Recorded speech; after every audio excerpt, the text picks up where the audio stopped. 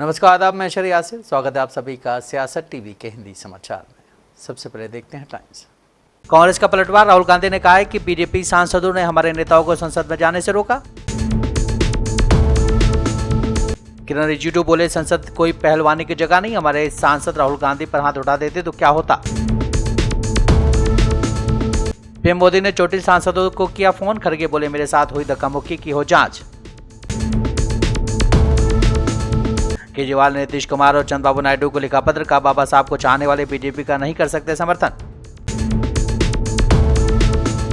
Jail में बंद ताहिर हुसैन के लिए वोट मांगने पहुंचे असदुद्दीन ओवैसी। यूपी विधानसभा का शीतकालीन सत्र भारी हंगामे के बीच खत्म। पहली बार सदन में नहीं हुए बहुत काम। सीरिया संकट में मिलकर करेंगे काम। तुर्की, लेबनान, एर्दोगान और मिकाती का बड़ा ऐलान। अब समाचार विस्तार से। संसद भवन परिसर में भाजपा सांसदों से धक्का मुक्की करने के आरोपों पर कांग्रेस ने पलटवार किया है। कांग्रेस ने सांसद प्रियंका गांधी वाड्रा और पार्टी प्रमुख और राज्यसभा में विपक्ष के नेता मल्लिकार्जुन खड़गे का एक वीडियो साझा किया, जिसमें दिखाया गया है कि संसद में प्रवेश करते समय सत्तारूढ़ पार्टी भाजपा के सांसदों की ओर से कथित तौर पर कांग्रेस सांसदों को रोका जा रहा है। पार्टी ने कहा है कि ये सरासर गुंडागर्दी है, ये लोकतंत्र के मंदिर में भाजपा की तानाशाही है, इसे किसी भी कीमत पर बर्दाश्त नहीं किया जाएगा। मैम, राहुल जी के खिलाफ कंप्लेंट।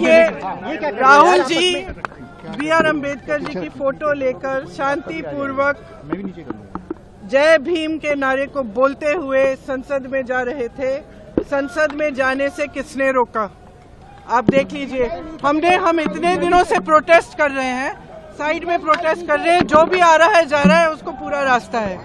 इन्होंने कुछ एकदम शांतिपूर्वक प्रोटेस्ट हुए, कितने दिनों से चल रहे हैं, रोज 10:30 से 11। आज पहली बार इन्होंने प्रोटेस्ट किया, सबको रोक दिया और उसके बाद धक्का मुक्की और ये गुंडागर्दी। और अब सिर्फ अमित शाह जी की खाल बचाने के लिए ये अब इन्होंने साजिश शुरू की है कि भैया ने किसी को धक्का मारा, ये वो। मेरी आंखों के सामने आप सब ने देखा होगा, खड़गे जी को धक्का मार के जमीन पे गिराया। उसके बाद एक सीपीएम के एमपी को धक्का मारा, उनके ऊपर गिरे, खड़गे जी के ऊपर। मैंने सोचा टांग टूट गई होगी, कुछ हुआ होगा, क्योंकि उनके चेहरे से दिख रहा था कि उनको चोट लगी। फिर हमने कहीं से कुर्सी ढूंढ के हम लाए उनके लिए। अब आप खुद ही देख रहे हैं, यहाँ पे रोज खड़े हैं, हम रोज प्रदर्शन कर रहे हैं 10:30 से 11। आज तक कुछ नहीं हुआ है, ये सब साजिश है। इनसे हमने पूछा, ये जो हमें रोक रहे थे, हिम्मत है तुम्हारे में? अगर अम्बेडकर जी को चाहते हो, जय भीम बोलो।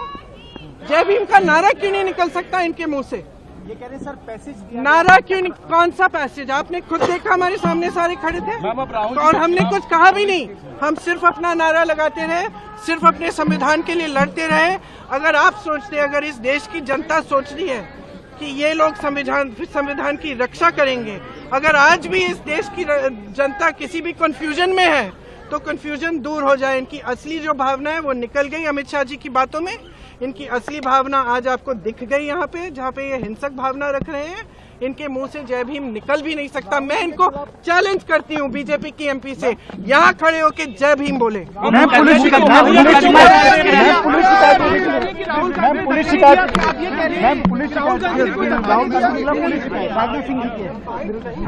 भैया जी, संसद परिसर में धक्का मुक्की को लेकर राजनीति गर्मा गई है। बीजेपी आरोप लगा रही है कि कांग्रेस नेता राहुल गांधी ने उनके 2 सांसदों को धक्का दिया। हालांकि कांग्रेस ने बीजेपी के आरोपों को गलत बताया। इस बीच केंद्रीय मंत्री किरण रिजिजू ने कांग्रेस नेता राहुल गांधी पर निशाना साधते हुए कहा कि संसद कोई कुश्ती और स्मार्टनेस दिखाने का मंच नहीं है। आज पार्लियामेंट का मुख्य द्वार में बीजेपी एनडीए एमपीज का प्रदर्शन चल रहा था। जिस जगह कांग्रेस और बाकी साथी दल हर रोज खड़ा करते हैं और वहां प्रदर्शन करते हैं, आज बीजेपी एमपीज अपने एनडीए सहयोग के साथ वहां खड़े कर रहे थे। तो राहुल गांधी और उनके एमपीज जबरदस्ती घुस करके अपना शारीरिक प्रदर्शन जो किया है, ये बहुत गलत हो गया है। पार्लियामेंट अपना शारीरिक ताकत दिखाने का कोई ये प्लेटफॉर्म नहीं है, ये कोई कुश्ती का अखाड़ा नहीं है। राहुल गांधी ने भारतीय जनता पार्टी के 2 एमपीज प्रताप सिंह सारंगी जी और मुकेश राजपूत जी को बहुत बुरी तरह घायल कराया, जोर से धक्का दे करके खून निकलने तक सर पे चोट आने तक राहुल गांधी जी ने जो फिजिकल असोल्ट किया है, धक्का मुक्की जो किया है, मैं सबसे पहले उसको खंडन करना चाहता हूं। दूसरी बात, पार्लियामेंट के परिसर में एमपीज अपना अपना विचार लेकर के प्रदर्शन करते आए हैं और कांग्रेस पार्टी और उनके गठबंधन लोग हर रोज करते हैं।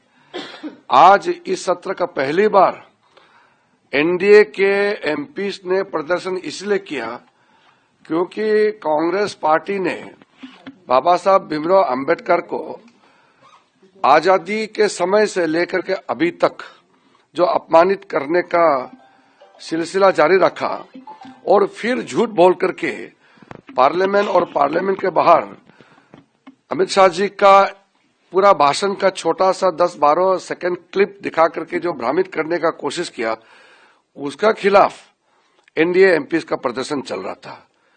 प्रधानमंत्री नरेंद्र मोदी ने बीजेपी के चोटिल सांसदों प्रताप सारंगी और मुकेश राजपूत से फोन पर बातचीत की, उनका हाल जाना। संसद में हुए धक्का मुक्की में ये दोनों सांसद घायल हो गए थे। बाद में इन्हें दिल्ली राम मनोहर लोहिया अस्पताल में भर्ती करना पड़ा। पीएम मोदी ने दोनों सांसदों से फोन पर बात की, उनके स्वास्थ्य की जानकारी ली है। साथ ही उधर कांग्रेस अध्यक्ष मल्लिकार्जुन खड़गे ने लोकसभा स्पीकर ओम बिरला को चिट्ठी लिखी है। इस चिट्ठी में उन्होंने अपने साथ हुई धक्का मुक्की की घटना की जांच की मांग की है। इसके बाद कांग्रेस नेता का बयान सामने आया है। सबने देखा, हम सब कांग्रेस के लोग, इंडिया गठबंधन के लोग जाकर अंबेडकर जी की प्रतिमा पर हम अपना शांतिपूर्वक ढंग से हमने अपना विरोध दर्ज कराया और इस्तीफे की मांग की अमित शाह जी की। फिर हम लोग वहां से आके संसद के अंदर जा रहे थे।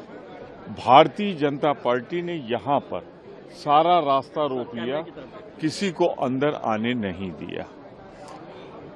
उसमें हमारे धक्कम दुक्की में हमारे दलित नेता सबने गिरते हुए देखा, खड़गे जी गिरे और हम लोगों का रास्ता रोक के तब तक बैठे रहे जब तक पार्लियामेंट शुरू नहीं हो गई, तो हम लोग साइड से गए। तो ये तो सबके सामने हो रहा था। एक तरफ तो अंबेडकर जी को सदन के अंदर गाली दी गई और उसके बाद सदन का रास्ता रोका गया। लेकिन दूसरी प्रताप सारंगी का बयान देख रहा था, उन्होंने कहा कोई सांसद उसको धक्का दिया गया, वो मेरे ऊपर गिरा तब चोट आई है। प्रताप सारंगी वो कह रहे हैं और भाजपा के दूसरे लोग कुछ और कह रहे हैं। तो धक्कम दुक्की में तो कई लोग गिरे। अब उसमें धक्कम दुक्की तो आपसी में होती है ना, वहां बाहर से तो कोई नहीं आएगा। जम्मू कश्मीर के कुलगाम में आज तड़के सुरक्षा बलों और आतंकियों के बीच मुठभेड़ शुरू हो गई। सेना के जवानों ने मुठभेड़ में 5 आतंकियों को मार गिराया है। सेना के अधिकारियों ने पुष्टि करते हुए कहा है कि 5 आतंकी ढेर हो गए। अधिकारियों ने बताया कि सुरक्षा बल ने संदिग्ध आतंकवादियों की मौजूदगी की सूचना मिलने के बाद बुधवार रात जिले के बेईबाग इलाके के कदर में घेराबंदी और तलाशी अभियान शुरू किया था। कुछ देर बाद तलाशी अभियान मुठभेड़ में बदल गया। ये एनकाउंटर जो है ये काडर कुलगाम का गांव है। यहाँ पे कल शाम से जो है वो एनकाउंटर जो है वो चल रहा है और इस एनकाउंटर में अभी तक जो है वो 5 जो है वो टेररिस्ट जो है वो मारे गए हैं। ऑपरेशन अभी जारी है, सर्च ऑपरेशन अभी चल रहा है। बाकी डिटेल जो है जब ऑपरेशन कंक्लूड होगा हम आपको बाकी जानकारी दे देंगे। अभी बॉडी जो है वो रिट्रीव हो रही है, उसकी पूरी की पूरी जो है वो आपकी डिटेल जो है वो हम एनकाउंटर के कंक्लूड होने के बाद बता देंगे। जहां तक आइडेंटिफिकेशन का सवाल है, मैंने ये आपको बताया कि ऑपरेशन अभी जारी है। ये जो है वो शायद जो ऑपरेशन है वो हिजबुल मुजाहिदीन से ताल्लुक रखते हैं, ये दहशतगर्द। और बाकी जो है वो ऑपरेशन की डिटेल हम ऑपरेशन के कंक्लूड होने के बाद बता देंगे। मैं आपको ऑपरेशन अभी जारी है, आप थोड़ा सा जो है वो पेशेंस रखें। इमीडिएटली ऑपरेशन के कंक्लूड होने के बाद हम आपसे बात करेंगे। 2 जवान हमारे जो है वो जख्मी हैं, लेकिन वो स्टेबल हैं। उनको जो है वो 92 बेस हॉस्पिटल में जो है मुंतकिल किया गया है और they are stable now. Thank you. Maharashtra के मुंबई में बुधवार को बड़ा हादसा हो गया। यहाँ समुद्री तट पर एक बोट ने अपना कंट्रोल खो दिया और तट पर खड़ी फेरी से जा टकराई। इस हादसे में 13 लोगों की जान चली गई है। मरने वालों में 10 आम नागरिक और 3 नौसेना के कर्मचारी शामिल हैं। फेरी पर 109 लोग सवार थे और 5 लोग क्रू के मौजूद थे। फेरी मुंबई के गेटवे ऑफ इंडिया से एलिफेंटा द्वीप जा रही थी। इस दौरान बुधवार शाम करीब 4 बजे की स्पीड बोट आकर टकरा गई। हादसे के बाद आनंद फानन में नेवी के सुरक्षा कर्मियों ने मोर्चा संभाला और लोगों को बचाने का कार्य तेजी से शुरू किया गया। गनीमत ये रही कि फेरी का एक्सीडेंट तट के करीब हुआ, जिससे लोगों को बचाने में काफ़ी मदद मिली। बता दें कि रोज़ की तरह गेटवे ऑफ इंडिया से एलिफेंटा की तरफ एक यात्री नाव जा रही थी। नाव बीच रास्ते हादसे का शिकार हो गई। दुर्घटना शाम 3:55 पर हुई थी। घटना की जानकारी मिलते हुए कोस्ट गार्ड और मरीन पुलिस ने राहत अभियान शुरू कर दिया। साथ ही हेलीकॉप्टर से भी बचाव कार्य शुरू कर दिए गए। 2 नावों की टक्कर से यह हादसा हुआ था। टक्कर के बाद नाव में पानी घुसने लगा और यह डूब गई। यह नाव उरण के पास पलट गई। जो बोट डूबी है उसका नाम नीलकमल है। दुर्घटना की जानकारी मिलने के बाद सीएम देवेंद्र फडणवीस ने कहा कि तत्काल सहायता के लिए नौसेना, तटरक्षक बल, बंदरगाह और पुलिस टीमों की नौकाएं भेजी गई हैं। सरकार जिला और पुलिस प्रशासन के संपर्क में है। ईवीएम के मुद्दे पर शिवसेना युवटी की राज्यसभा सांसद प्रियंका चतुर्वेदी ने बड़ा बयान दिया है। उन्होंने कहा है कि जब अखिलेश यादव ने लोकसभा में इतनी सीटें जीती तो उन्होंने भी बोला कि अगर मैं 80 में से 80 सीटें भी जीत लूँ तो भी मुझे ईवीएम से परेशानी होगी, क्योंकि हम जानते हैं कि इसमें हेराफेरी की जा सकती है। साथ ही प्रियंका चतुर्वेदी ने झारखंड के मुख्यमंत्री हेमंत सोरेन का जिक्र करते हुए कहा है कि जब हेमंत शपथ ले रहे थे तो उन्होंने कहा कि अगर ईवीएम नहीं होती तो शायद उन्हें ज़्यादा सीटें मिल सकती थीं। इसलिए कहना गलत है कि जब हम जीत रहे होते हैं तो हम चुप रहते हैं, जब हम हार रहे होते हैं तो हम बोलते हैं। उन्होंने कहा यह दुर्भाग्यपूर्ण है कि भारत के चुनाव आयोग इस बारे में बातचीत और बहस करने के बजाय इस तथ्य को पूरी तरह से खारिज कर देता है कि महाराष्ट्र का हर गांव नतीजों को चुनौती दे रहा है। इसके अलावा केंद्रीय गृह मंत्री अमित शाह की प्रेस कॉन्फ्रेंस पर शिवसेना सांसद प्रियंका चतुर्वेदी ने कहा उनकी प्रेस कॉन्फ्रेंस उनके अहंकार और उनके इस विश्वास का विस्तार है कि वे अजय हैं। यह शर्म की बात है कि हमारे पास एक ऐसा गृह मंत्री है जिसने बाबा साहब के बारे में सबसे उपहासपूर्ण बयान दिया है। उन्होंने कहा खेद व्यक्त करने के बजाय वह कड़ी आलोचना करने की कोशिश कर रहे हैं और उन लोगों को नोटिस भेज रहे हैं जिन्होंने राज्यसभा में अमित शाह के भाषण का वीडियो शेयर किया है। बाबा साहब भीमराव अम्बेडकर के मुद्दे पर पूरे देश में सियासी घमासान मचा हुआ है। कांग्रेस सहित कई विपक्षी दल अमित शाह के उस बयान का विरोध कर रहे हैं जो उन्होंने संसद में दिया था। शाह के इस बयान के बाद खासकर कांग्रेस कुछ ज़्यादा ही आक्रामक है। संसद में इसको लेकर लगातार मार्च हो रहा है। विपक्षी सांसद विरोध प्रदर्शन कर रहे हैं। वहीं इस बीच आम आदमी पार्टी के राष्ट्रीय संयोजक अरविंद केजरीवाल ने बिहार के मुख्यमंत्री नीतीश कुमार और आंध्र प्रदेश के मुख्यमंत्री चंद्रबाबू नायडू को चिट्ठी लिखी है। दोनों मुख्यमंत्रियों को लिखी चिट्ठी में केजरीवाल ने कहा है कि बाबा साहब नेता नहीं, इस देश की आत्मा है। बाबा साहब को चाहने वाले बीजेपी का समर्थन नहीं कर सकते। लोग चाहते हैं आप भी इस मसले पर गहराई से विचार करें।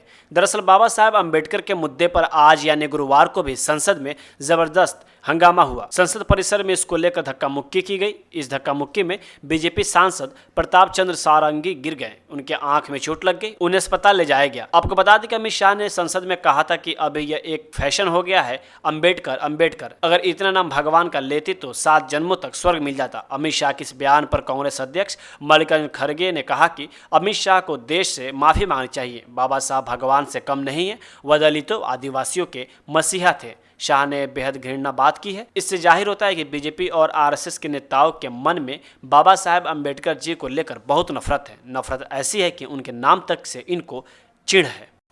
दिल्ली विधानसभा चुनाव 2025 के लिए एमआईएम के प्रमुख असदुद्दीन ओवैसी दिल्ली पहुंचे, जहां उन्होंने 2020 दिल्ली दंगों से चर्चा में आए ताहिर हुसैन को विधानसभा चुनाव में मुस्तफाबाद विधानसभा सीट से टिकट दिया। अब ताहिर हुसैन का प्रचार करने के लिए ओवैसी मुस्तफाबाद पहुंचे। ताहिर हुसैन फिलहाल 2020 से दिल्ली दंगों में शामिल होने के आरोप में तिहाड़ जेल में बंद हैं। चुनाव प्रचार के दौरान असदुद्दीन ओवैसी के साथ एमआईएम के नेता सैयद इम्तियाज जलील, ताहिर हुसैन की पत्नी और बेटा भी मंच पर वोट की अपील करते हुए दिखाई दिया। शमा अंजुम अपने शौहर ताहिर हुसैन के लिए वोट मांगते हुए भावुक नजर आई। स्टेज से वोट की अपील करते हुए उन्होंने कहा, मेरे शौहर ताहिर 2020 में जेल गए थे, वो बेकसूर की सजा काट रहे हैं। मेरे शौहर की इज्जत आपके हाथ में है। आपका एक वोट मेरे बच्चों से उनके बाप को मिला सकता है। इसके अलावा एमआईएम नेता सैयद इम्तियाज जलील ने कहा, जब तक जुर्म साबित नहीं होता तब तक इंसान बेगुनाह है। कानून ये कहता है। ताहिर हुसैन के घर वालों को यकीन दिलाना चाहता हूँ कि आपके साथ अल्लाह है। ये नौजवानों की जिम्मेदारी है कि ताहिर भाई यहाँ से जीते।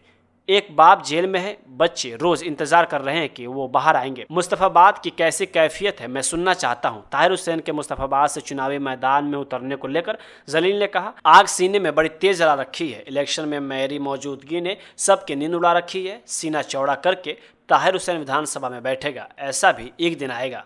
भारतीय राष्ट्रीय कांग्रेस की उत्तर प्रदेश इकाई ने बुधवार को विधानसभा का घेराव किया। इस दौरान एक कार्यकर्ता प्रभात पांडे की मौत हो गई। पुलिस का मानना है कि यूपी कांग्रेस इकाई के अध्यक्ष अजय राय की भूमिका भी इस मामले में संदिग्ध है। अजय राय से पूछताछ के लिए लखनऊ पुलिस कांग्रेस मुख्यालय सहित उनके अन्य ठिकानों पर दबिश देगी। इसको लेकर के अजय राय की प्रतिक्रिया सामने आई है। आप देखिए जिस तरीके के यहाँ के लोग, हमारा कार्यकर्ता चला गया, मुझे चिन्हट से मुझे ये सरकार चिन्हट से, जब मैं चला हूँ लखनऊ से सुबह, मैं 4 बजे भोर में चला हूँ, तब से ये लोग हमको रोक रहे हैं, रास्ते भर रोक रहे हैं। पूरा पुलिस प्रशासन लगा के रोका गया। पूछ सकते हैं, मैं वाया शाहजनवा के अंदर गांव से आया हूँ होके, ये बता सकते हैं। हमारे साथ थे प्रशांत जी। जिस तरह से घाट पर राजनीति हो रही है, क्या लग रहा है? अरे राजनीति, हम तो केवल श्रद्धांजलि अर्पित करने आए हैं। हमारा कार्यकर्ता था, हमारा प्रदेश का सचिव था कांग्रेस पार्टी का। ये कौन होते हैं रोकने वाले? रोकने का अधिकार उसके परिवार को है, परिवार लोगों ने नहीं रोका है। ये भाजपा के लोग गंदी राजनीति कर रहे हैं। निश्चित तौर से पुलिस की मार से ये साबित करता है, ये रोक रहे हैं, ये साबित करता है पूरी तरीके से इसमें सरकार जिम्मेदार है। प्रशासन के द्वारा उसकी हत्या कराई गई और मैं इसके लिए पूरी तरीके से पूरी जांच करें, पूरी तरीके से किस चीज की जांच करें, सब चीज सामने ले आवे। और मैं निश्चित तौर से मैं कहूंगा, जिस तरीके के वहां बैरिकेड लगाए गए थे, कांटे वाले बैरिकेड लगाए गए थे, कटीले बैरिकेड आपने देखा कभी आज तक किसी भी जनपद में, किसी शहर, किसी स्टेशन में देखा आपने? वो लगाया गया और उसको इसलिए रोका जा रहा है कि हमारे लोग, भाजपा कार्यकर्ता यहाँ कह रहे हैं गला दबाकर हत्या की गई, नारे लगा रहे हैं। भाई ये तो सामने सीसी कैमरा लगा हुआ है। संसद में गृह मंत्री अमित शाह द्वारा संविधान निर्माता बाबा साहेब अम्बेडकर को लेकर दिए गए बयान पर सियासत थमने का नाम नहीं ले रही है। कांग्रेस और समाजवादी पार्टी समेत तमाम विपक्षी दल इस मुद्दे पर केंद्र सरकार को घेरने में लगे हैं। इस बीच सपा अध्यक्ष अखिलेश यादव ने भी गृह मंत्री अमित शाह पर तीखा हमला किया और कहा है कि भाजपाइयों में बाबा साहब के प्रति कटुता भरी हुई है। अखिलेश यादव ने कहा है कि बाबा साहब भीमराव अम्बेडकर पिछड़े, दलित, वंचित, शोषित और जमीन पर रहने वाले गरीबों के भगवान हैं। उन्हें भगवान की तरह पूजा जाता है। बाबा साहब भीमराव अम्बेडकर जी पिछड़े, दलित, वंचित, शोषित और जमीन पर रहने वाले लोग, गरीबों के भगवान हैं और भगवान की तरह उन्हें हमेशा सम्मान किया, भगवान की तरह पूजते हैं। आज भी गाँव-गाँव आप जाएंगे तो उनके कैलेंडर होंगे, उनकी तस्वीर होगी, उन्हें लोग पूजते हैं। भारतीय जनता पार्टी के वो लोग हैं जो पिछड़ों से, दलितों से, आदि आबादी से, आदिवासियों से, अल्पसंख्यक से और खासकर पीडीए के लोगों से नफरत करते हैं। पीडीए के लोगों का हक छीना है, पीडीए के लोगों को उन्होंने दूरियां बनाई हैं। पीडीए के लोग ही भगवान मानते हैं बाबा साहब अम्बेडकर जी। मैं विधायकों को धन्यवाद देता हूं कि बाबा साहब के सम्मान में वो इस तरह निकले। अमित शाह ने जिस तरह से सदन में उनका बार-बार नाम लिया, उनको नाम लेना क्या है, वो उनके मानते ही नहीं, सम्मान ही नहीं देना चाहते हैं, इसीलिए इस तरह की भाषा इस्तेमाल कर रहे हैं। उन्हें जो सभी लोग, सभी सांसद जो मांग कर रहे हैं, उनको सांसदों की मांग को मानना चाहिए और अगर बाबा साहब भीमराव अम्बेडकर जी का अपमान किया है तो उसको माफ़ी मांगनी चाहिए। ये एआई नहीं है, ये कोई टेक्नोलॉजी फॉल्ट नहीं है, ये फॉल्ट आपके अंदर रहा जिसकी वजह से आपने ये बोला है। ये एआई नहीं है, ये आपका नेचुरल भाव है जो अंदर से निकल आया आपको बाबा साहब अम्बेडकर। इसीलिए हम लोग कहते थे लोकतंत्र खतरे में है, संविधान खतरे में है, और वो बात आज सामने आ गई। राज्यसभा में और लोकसभा में बीजेपी के लोग संविधान और लोकतंत्र पर नहीं विश्वास करते। उत्तर प्रदेश विधानसभा का शीतकालीन सत्र भारी हंगामे के बीच खत्म हो गया। स्पीकर सतीश महाना ने सत्र के सत्रावसान की घोषणा की। समाजवादी पार्टी की जोरदार हंगामे के चलते विधानसभा की कार्रवाई अनिश्चितकाल के लिए स्थगित कर दी गई। ये पहला मौका है जब अनुपूरक बजट पर सीएम योगी आदित्यनाथ के वक्तव्य के बिना ही विपक्ष के जोरदार हंगामे की वजह से सदन की कार्रवाई स्थगित करनी पड़ी। कुंभ पर और बाकी काफ़ी चीज़ों पर चर्चा होनी थी, लेकिन हंगामे की वजह से इस पर 2 दिन से चर्चा नहीं हो पाई थी। सूत्रों की माने तो आज अखिलेश यादव ने भी सुबह अपने विधायकों के साथ संक्षिप्त बैठक की और बाबा साहेब भीमराव अम्बेडकर मामले को लेकर सदन में गंभीरता से आवाज़ उठाने का निर्देश दिया था। यही वजह है कि आज सभी समाजवादी पार्टी के विधायक बाबा साहेब भीमराव अंबेडकर के पोस्टर लगे प्ले कार्ड के साथ सदन पहुंचे और सदन की शुरुआत होते ही वेल में घुस गए। सतीश महाना के समझाने के बावजूद हंगामा नहीं थमा। आज सत्र का आखिरी दिन था। इन सब के बीच उत्तर प्रदेश के उप मुख्यमंत्री ब्रजेश पाठक ने कहा, विपक्षी दलों के पास कोई नीति और एजेंडा नहीं है, वो केवल सदन को चलने नहीं देना चाहते हैं। जनता यह देख रही है और समय आने पर जनता इसका जवाब इनको अवश्य देगी। उधर सपा चीफ अखिलेश यादव ने कहा कि हमारे विधायक सरकार से पूरा जवाब चाहते थे, लेकिन सरकार जवाब नहीं देना चाहती है। इनको जवाब न देना पड़े इसलिए सत्ता पक्ष ने खराब भाषा बोली। यह मन विधान से चलने वाले लोग हैं। लोकतंत्र में एक तंत्र यह चलाना चाहते हैं, यह तानाशाही की तरफ ले जाना चाहते हैं। केंद्रीय गृह मंत्री अमित शाह को आरजेडी सुप्रीमो लालू प्रसाद यादव ने आज एक बयान देते हुए पागल कह दिया। ये भी कहा कि अमित शाह को राजनीति से संन्यास लेकर भाग जाना चाहिए। अब लालू यादव पर बीजेपी नेता और बिहार के डिप्टी सीएम सम्राट चौधरी ने हमला बोला है।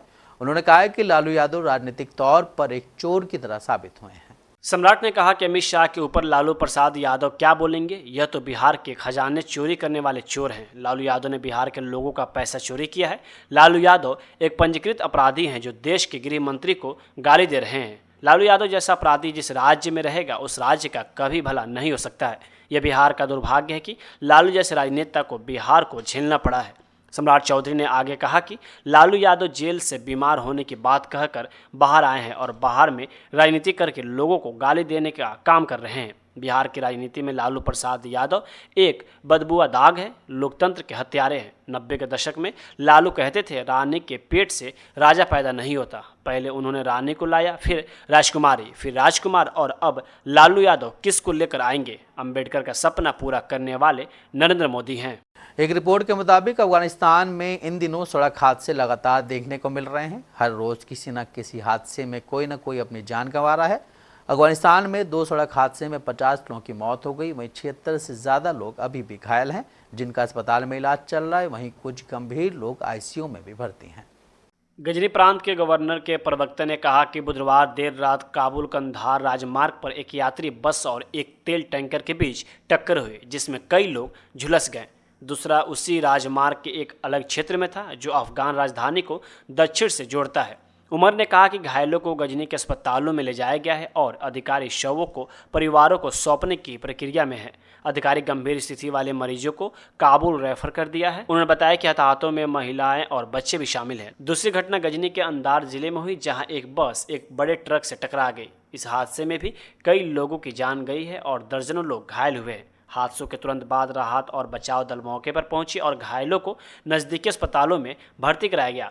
अधिकारियों ने बताया कि घायलों में से कई की हालत गंभीर है, जिससे मृतकों की संख्या बढ़ने की आशंका है। यह पहली बार नहीं है जब इस हाईवे पर इतना बड़ा हादसा हुआ हो। पिछले कुछ सालों में इसी तरह के कई घटनाएं सामने आ चुकी हैं, जिनमें सैकड़ों लोग अपनी जान गंवा चुके हैं। ये घटनाएं अफगानिस्तान के लिए आम है, जिसका मुख्य कारण खराब सड़क की स्थिति और ड्राइवर की लापरवाही है। तुर्की के राष्ट्रपति रेसेप तैयब एर्दोगन ने कहा है कि तुर्की और लेबनान बशर अल असद के पतन के बाद सीरियाई मुद्दों पर मिलकर काम करने पर सहमत हुए हैं। एर्दोगन ने लेबनान के प्रधानमंत्री नजीब मिकाती के साथ एक संयुक्त प्रेस कॉन्फ्रेंस में कहा है कि सीरिया में एक नए युग की शुरुआत हो गई है। सीरिया के 2 प्रमुख पड़ोसियों के रूप में हम इस बात पर सहमत हैं कि हमें मिलकर काम करना चाहिए।